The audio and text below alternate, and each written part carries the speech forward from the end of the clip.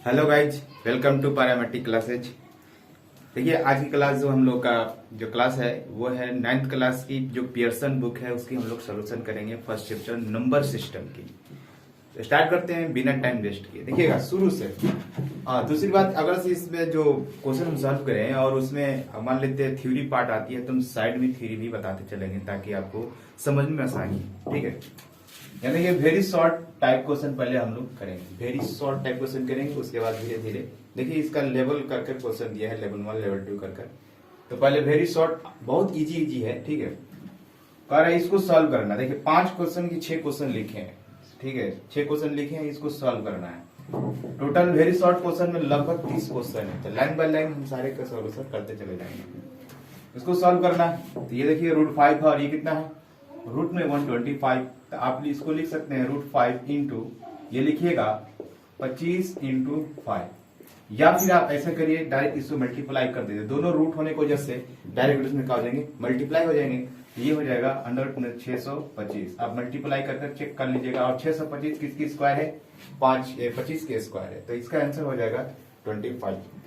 अब इसको क्या करना है, इसको सॉल्व करना है। सॉल्व करनी है तो दोनों स्क्वायर रूट के अंदर में तो आप क्या करिएगा, एक बड़ा स्क्वायर रूट लेकर 20/320, ये 0 से 0 कैंसिल कर दीजिएगा और 2 से 32 को कैंसिल कर कितना कर देंगे, 2 से 32 को कैंसिल करेंगे तो आ जाएगा कितना, 16।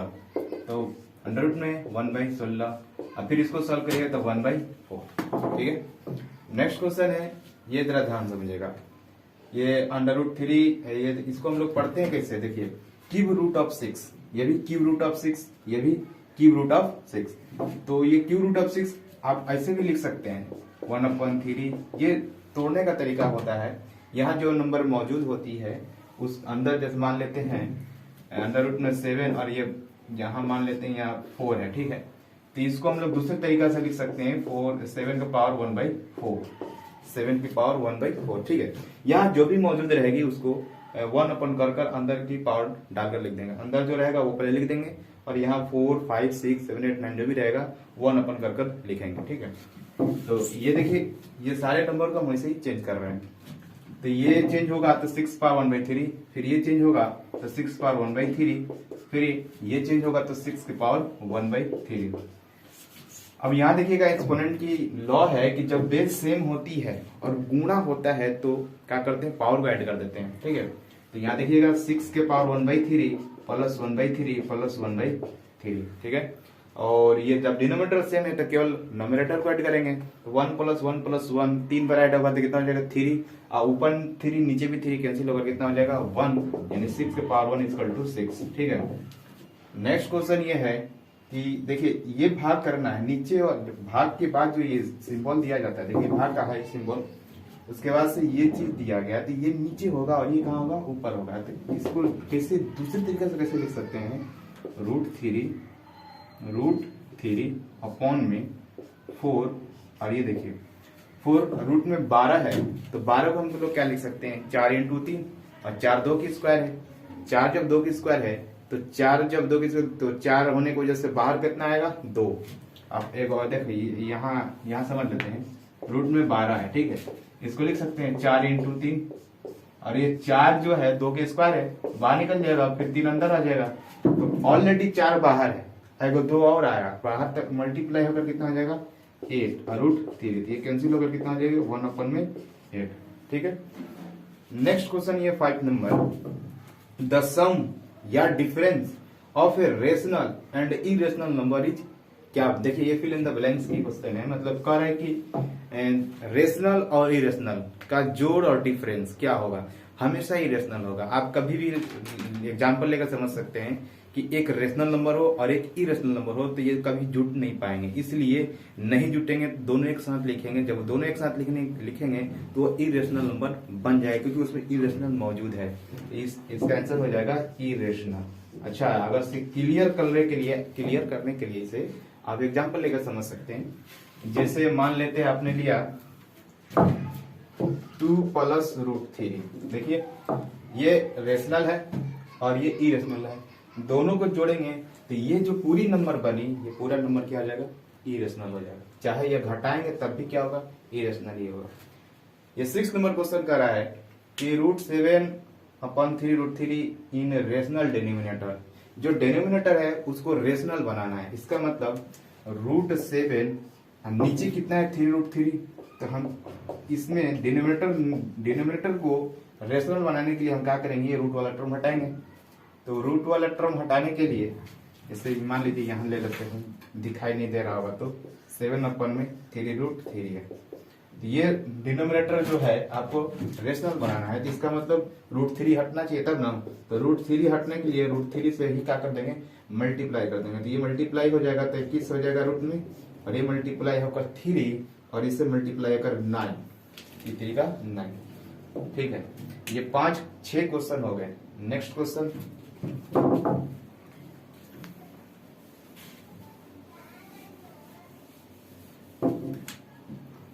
बुक देखिए।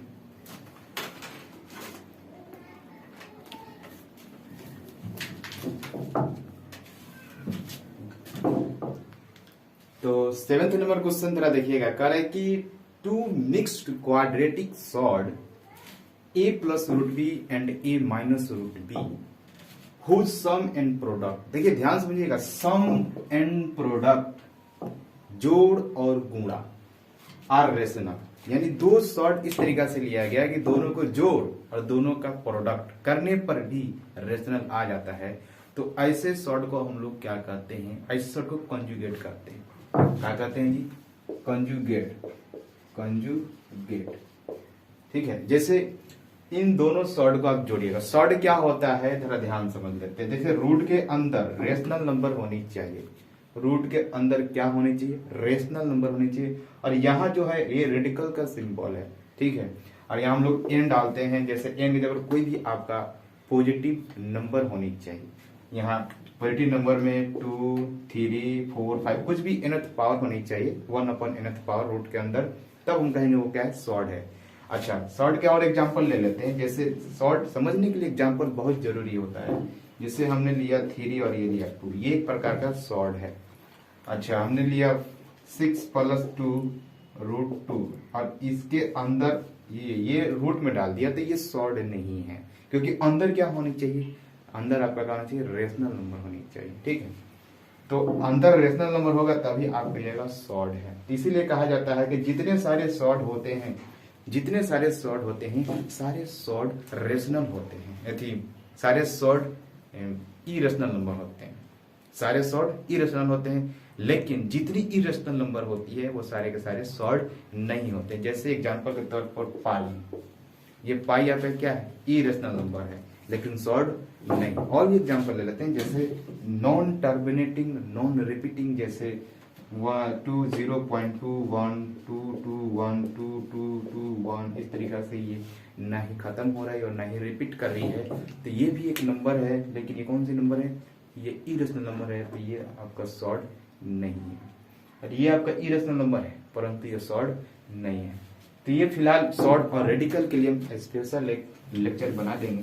तो फिलहाल यहाँ क्वेश्चन क्या कर रहा है कि दो का क्वाड्रेटिक सॉर्ट लिया, दोनों सॉर्ट को जोड़ और प्रोडक्ट करने पर रेशनल आ रही है, तो ऐसे सॉर्ट को हम लोग कंजुगेट कहते हैं। कंजुगेट याद रखना है कि जोड़ और प्रोडक्ट करने पर रेशनल होनी चाहिए। उसके बाद से आता है ये 10√3 और 11√3 आर सॉर्ट्स। कौन सी सॉर्ट है, सिमिलर या डिसिमिलर। याद रखना है कि यहाँ √3 है और यहाँ भी √3 है। जब इरेशनल पार्ट बिल्कुल सेम होते हैं उससे हम लोग सिमिलर सॉर्ट कहते हैं। और भी एग्जांपल लेते हैं, 6√2 एंड 7√2। 7 ना लगे केवल हम √2 भी ले सकते हैं। तो ये देखिए इरेशनल पार्ट जो है वो आपका इरेशनल पार्ट जो है सेम है, तो हम कर सकते हैं सिमिलर सॉर्ट। ठीक है, तो आंसर हो जाएगा सिमिलर।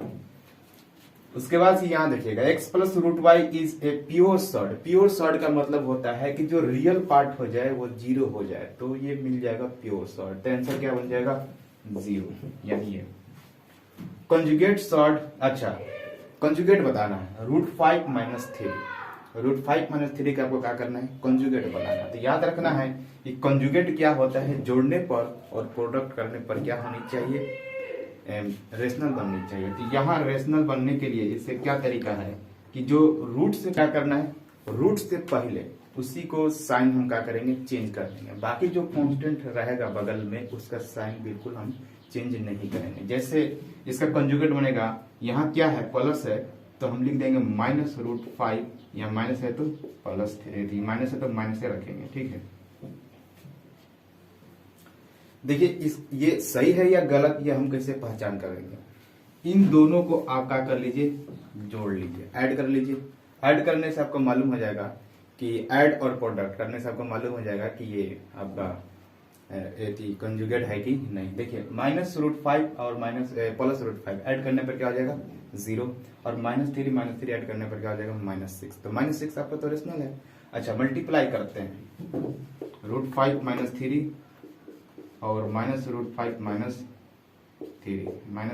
-3 और इसमें से आप माइनस को आप बाहर कर लीजिएगा। तो √5 -3 और इसमें से आप माइनस को बाहर कर लेते हैं तो ये माइनस प्लस हो जाएगा। तब यहाँ ध्यान से समझ सकते हैं, ये माइनस का बाहर कर लीजिए, ये बन जाएगा a - b और ये a + b, ठीक है। तो ये हो जाएगा a² - b² फॉर्मूला पर टूट जाएगा, तो ये हो जाएगा √5 के स्क्वायर करने पर 5 माइनस और b का स्क्वायर, b कितना है 3, उसका स्क्वायर करेंगे तो 9। तो ये क्या हो जाएगा, प्रोडक्ट करने पर आपको फिर से रेशनल मिल गया, तो इसलिए इसका कंजुगेट -√5 -√3 मिल जाएगा। उसके बाद से ये क्वेश्चन है 11th नंबर, यदि x + √5 इक्वल है 4 + √y तो x और y का वैल्यू बतानी। देखिए दो सॉर्ट को उसने इक्वल कर दिया, मतलब दो इरेशनल नंबर आप समझ सकते हैं कि दो इरेशनल नंबर है उसको इसने इक्वल कर दिया। तो कंपेयरिंग करके बना सकते हैं आप, x = 4 होनी चाहिए और y = 5 होनी चाहिए। तो इसलिए 4 और 5 को ऐड करिएगा तो कितना आ जाएगा 9, ठीक है। नेक्स्ट क्वेश्चन 12 नंबर तरह देखिएगा। 12 नंबर कह रहा है कि if the product of two surd, दो सॉर्ट की मल्टीप्लाई, प्रोडक्ट मतलब मल्टीप्लाई होती है, is a rational number then each of the two is a fill in the blanks of the other. कह रहा है कि दो सॉर्ट की मल्टीप्लाई करने पर रेशनल नंबर मिल जा रही है, दो सॉर्ट की मल्टीप्लाई करने पर रेशनल नंबर मिल रही है, तो ये दोनों एक दूसरे के क्या होंगे, याद रखिए। देखिए एक होता है कंजुगेट और एक होता है रेशनलाइजिंग फैक्टर, जिसे शॉर्टकट में RF बोलते हैं। कंजुगेट क्या करता है कि दो सॉर्ट को मल्टीप्लाई करने पर आपको रेशनल बनाती है और साथ साथ में एडिशन भी रेशनल बनाता है। लेकिन रेशनलाइजिंग फैक्टर क्या करते हैं, केवल मल्टीप्लाई करने पर आपको रेशनल बनाते हैं, इसलिए यहाँ मल्टीप्लाई लिखा है तो आंसर क्या होगा रेशनलाइजिंग फैक्टर, जिसे हम शॉर्टकट में RF बोलते हैं, ठीक है। और 13 नंबर क्वेश्चन कह रहा है कि ये दोनों को क्या करना है, मल्टीप्लाई करना है, इसके साथ मल्टीप्लाई करना है। तो ये दोनों अलग अलग इरेशनल नंबर है, तो कैसे मल्टीप्लाई करेंगे ध्यान समझना है। इसको हम ऐसे लिख सकते हैं क्या, 5 के पावर 1/3 इंटू इसको लिख सकते हैं 2 के पावर 1/4, ऐसा लिख सकते हैं, बिल्कुल लिख सकते हैं। और यहाँ देखिएगा, यहाँ 5 के पावर 1/3 और 2 के पावर 1/4, तो अभी फिलहाल ये दोनों मल्टीप्लाई नहीं कर पाएंगे, ठीक है। मल्टीप्लाई करने के लिए पावर सेम होनी चाहिए, तब अंदर की मल्टीप्लाई कर पाते हैं। तो पावर सेम करने के लिए हम क्या करेंगे ना, इसका कुछ इस तरीका से फॉर्म करेंगे कि दोनों का पावर क्या हो जाए, सेम हो जाए।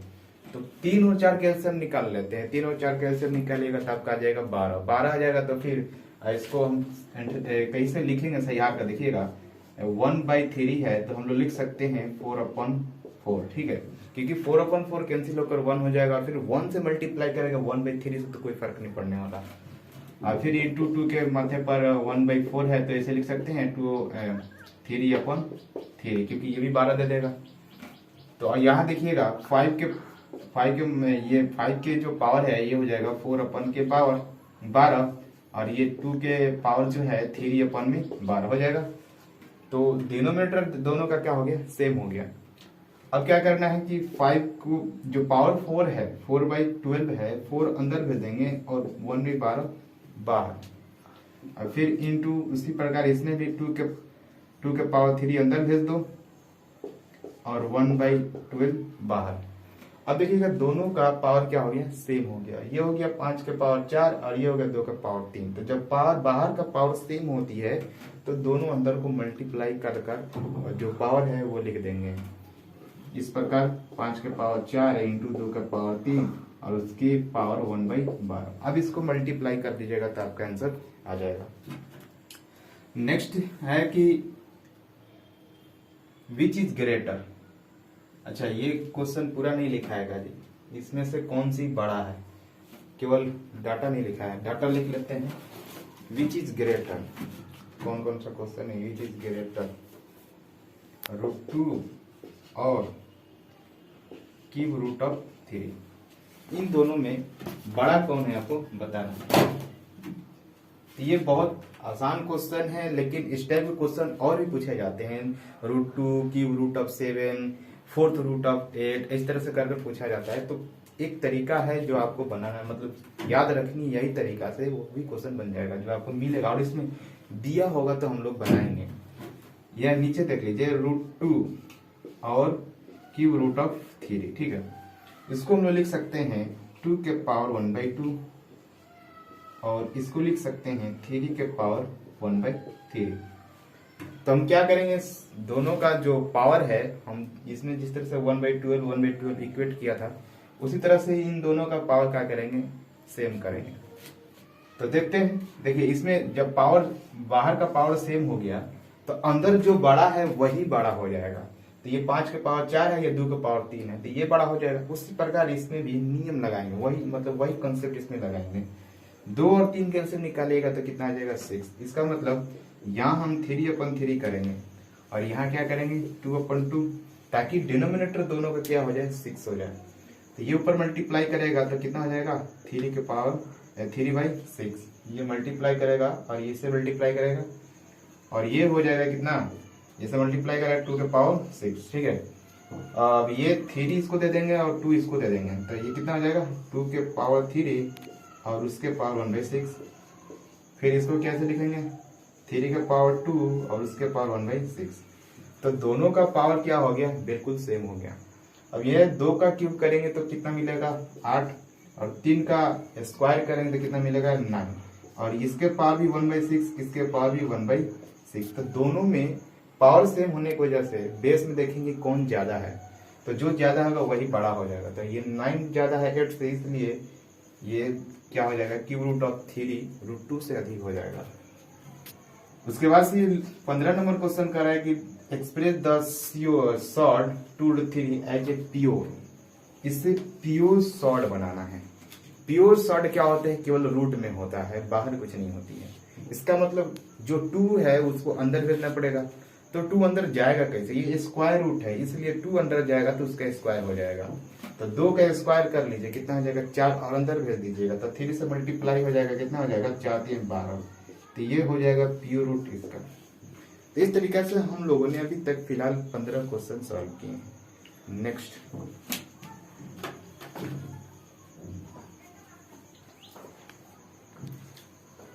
तो नेक्स्ट क्वेश्चन है क्यूब रूट ऑफ 3 के पावर 4 है, उसको सॉल्व करना है। इसका मतलब ये हुआ कि आप ऐसे भी देखिए, ये वाला जो क्यूब रूट ऑफ 3 है आप ऐसे लिख सकते हैं 3 के पावर 1/3 या उसकी पावर 4। तो पावर पावर भी क्या होता है, मल्टीप्लाई होती है। तो आप इसको ऐसे भी लिख सकते हैं 3 के पावर 4 और उसके ऊपर 1/3, ठीक है। अब यहाँ 3 के पावर 4 है तो 3 कैबर मल्टीप्लाई होगा, 4 और मल्टीप्लाई होगा 3 × 3 × 3 × 3 और इसके पावर 1/3 है। तो 1/3 है तो 3 बार मल्टीप्लाई होगा तो एक बार बाहर निकल जाएगा और एक अंदर आ जाएगा, 30 तरह से हो जाएगा 3 × 3 के पावर 1/3, मतलब कि 3 × क्यूब रूट ऑफ 3, ये इसका आंसर हो जाएगा, ठीक है। अब ये जो क्वेश्चन है बहुत इंपॉर्टेंट है, मतलब कि बहुत बेसिक क्वेश्चन है। इसका हमें क्या करना है, ये इसका हमें फैक्टर करना है, ठीक है, रेशनलाइजिंग फैक्टर करना है, मतलब RF निकालना है। तो इस टाइप के क्वेश्चन कैसे बनेंगे ध्यान समझिएगा। पहले आपको फॉर्मूला कुछ बताते हैं, a³ + b³। फैक्टर के फॉर्म में आप कैसे लिख सकते हैं, a + b फिर a² - ab + b²। यहाँ a³ + b³ है तो a + b a² माइनस लिखिएगा, जब प्लस रहेगा तो क्या लिखेंगे minus a b plus B square और यहाँ a cube minus b cube रहेगा तो ए माइनस बी, फिर a square plus a b plus B square. ये फॉर्मूला आपको याद होनी चाहिए, ठीक है। तो चलिए इसको हम फैक्टर करते हैं। मान लेते हैं ए बराबर में 5 के पावर 1/3 है एंड बी बराबर में -5 के पावर -1/3 है, ठीक है। तो दोनों तरफ क्यूब करते हैं, इसका दोनों तरफ क्यूब करेंगे तो ये हो जाएगा ए क्यूब और ये कितना हो जाएगा, केवल 5 हो जाएगा, क्योंकि देख लीजिए इधर ए 5 के पावर 1/3 है, इधर भी क्यूब कर देंगे, इधर भी क्यूब कर देंगे, ये 3 से 3 का हो जाएगा 3 और ए का क्यूब बराबर में 5, ठीक है। उसी प्रकार इधर भी क्यूब कर देंगे तो हो जाएगा बी के क्यूब और 5 के पावर -1। अब जानते हैं कि ए क्यूब प्लस बी क्यूब को आप कैसे लिख सकते हैं, ऐसे लिख सकते हैं ना, a plus b a square minus a b या प्लस बी स्क्वायर। तो रख देते हैं, क्या दिक्कत है, a plus b, a plus b, a plus b की जगह पर आप वैल्यू पुट कर दीजिएगा, ए के पावर ए की जगह पर आप पुट करिएगा 5 के पावर 1/3 और बी की जगह पर पुट करिएगा 5 के पावर -1/3, ठीक है।